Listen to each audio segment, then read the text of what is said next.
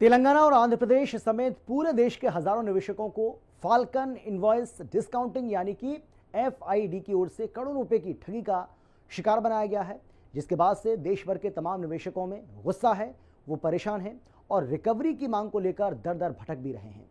अब ये falcon invoice discounting यानी कि एफआईडी आखिर किस चीज के लिए काम करती थी, इस कंपनी ने निवेशकों को कैसे बेवकूफ बनाया और कैसे इतना बड़ा घोटाला कर रातों रात दफ्तर बंद कर दिया गया और फरार हो गई, जिससे निवेशक।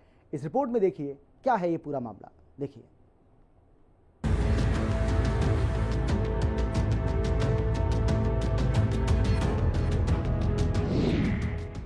फाल्कन इनवॉइस डिस्काउंटिंग कंपनी निकली फ्रॉडिया, निवेशकों को दिखाया सुनहरा सपना, फिर करोड़ों पर हाथ फेरा। निवेशकों को चूना लगाने में अब जिस कंपनी का नाम सुर्खियों में है वो है फाल्कन इनवॉइस डिस्काउंटिंग यानी एफआईडी। एक बार फिर वेब प्लेटफॉर्म पर मौजूद इस कंपनी ने देश भर के सैकड़ों निवेशकों की जेब काटी और चूना लगाकर फरार हो गई। इस कंपनी ने निवेशकों को दिन में सुनहरे सपने दिखाए, हर फ्रॉडी कंपनी की तरह चंद दिनों में अच्छे मुनाफे का जाल बिछाया और जब निवेशक इस कंपनी के जाल में फंस गए, निवेशकों ने कंपनी में अपनी मेहनत के करोड़ों रुपए लगा दिए तो रातों रात दफ्तर में ताला जड़कर गायब हो गई कंपनी। और ऐसा गायब हुई कि किसी को कानों कान खबर तक नहीं लगी। निवेशकों को जैसे ही इसकी खबर लगी उनके होश फाख्ता हो गए, सभी की नींद उड़ गई और अब वो परेशान हैं। सबसे पहले कंपनी के बारे में जान लीजिए। एफआईडी के अध्यक्ष अमरदीप कुमार हैं। कंपनी का ऑफिस हैदराबाद में स्थित था। P2P यानी peer to peer web platform, unpaid invoice को कैश एडवांसेस को कहा, निवेशकों को उच्च रिटर्न देने का वादा। इन तमाम वादों के बाद कंपनी ने एक भी रुपया निवेशकों को नहीं लौटाया और रातों रात भाग निकली।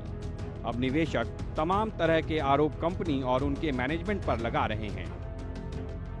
निवेशक कंपनी के मैनेजमेंट पर धोखाधड़ी का आरोप लगा रहे हैं। साइबराबाद पुलिस ने कंपनी के चेयरमैन अमरदीप कुमार समेत 20 लोगों के खिलाफ धोखाधड़ी और विश्वासघात का केस दर्ज किया है। आरोपियों में योगेंद्र सिंह, आर्यन सिंह, अनीता कुमार सहित अन्य प्रमुख सदस्य शामिल हैं। जनवरी 2025 से कंपनी ने भुगतान में देरी करनी शुरू कर दी और अंत में 10 फरवरी को बोरिया बिस्तर समेटकर अपना कार्यालय अचानक बंद कर दिया। दुबई, ऑस्टिन, यूएस और हैदराबाद में दफ्तर वाली इस कंपनी ने निवेशकों से करोड़ों रुपए हड़प लिए हैं। अभी ये स्पष्ट नहीं हो पाया है कि धोखाधड़ी की रकम का कुल आंकड़ा कितना है। फिलहाल 60 लोगों ने कंपनी के खिलाफ धोखाधड़ी की शिकायत दर्ज कराई है। ये भी सामने आया है कि हैदराबाद की तरह बेंगलुरु में भी इस कंपनी के खिलाफ शिकायत हुई है।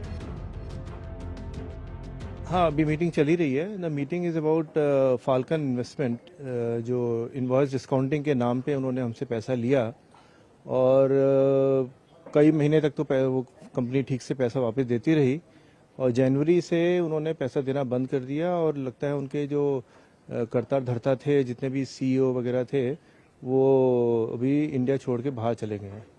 और उसके ऊपर एफआईआर भी हो चुकी है। ईओडब्ल्यू में हैदराबाद की कंपनी है और वहाँ पे उनके 2 एम्प्लॉयज जो हैं उनके गिरफ्त में है, पुलिस के कंट्रोल में है। उन लोगों को प्लेटफॉर्म के मुताबिक ये बताया गया था कि भाई हमारा पैसा कहीं ना कहीं अच्छी कंपनीज के टाटाज और जिंदल्स और बड़ी बड़ी कंपनीज के इन्वॉइसेस में इन्वेस्ट किया जा रहा है हमारा पैसा। तो सबको लग रहा था हमारा पैसा सेफ है और ये 5-7 साल से कर भी रहे थे, कई लोग बता रहे हैं।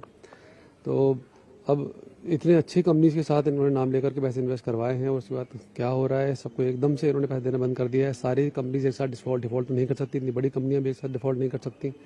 तो जरूर कुछ ना कुछ फिशी है इसके अंदर। कंपनी के इस आकर्षक ऑफर के चक्कर में फंसकर एक डॉक्टर ने 5 करोड़ रुपए का नुकसान झेला। नाराज निवेशकों ने जब अपने पैसे वापस मांगने की कोशिश की तो उन्हें केवल कार्यालय के दरवाजे पर एक नोट मिला। निवेशकों की शिकायत पर हैदराबाद, बेंगलुरु, दिल्ली, रोहतक और कोयम्बटूर सहित कई शहरों में पुलिस में मामले दर्ज किए गए हैं। इसके अलावा दिल्ली के 4 निवेशकों ने 6 करोड़ रुपए गंवाने की शिकायत दर्ज कराई। बेंगलुरु के एक निवेशक ने 3 करोड़ रुपए से अधिक गंवा दिए। रोहतक के एक निवेशक ने 19 लाख रुपए गंवा दिए। व्हाट्सएप और टेलीग्राम जैसे सोशल मीडिया प्लेटफॉर्मों पर 1000 से ज्यादा निवेशक न्याय की मांग कर रहे हैं। मैम एक फेसबुक पे कम्युनिटी बनी हुई है, उसके अकॉर्डिंगली ऑलमोस्ट 1000 लोग का डेटा मेरे पास है जी जिनका ऑल ओवर इंडिया जी इसमें पैसा लगा हुआ है और सब लोग परेशान हैं।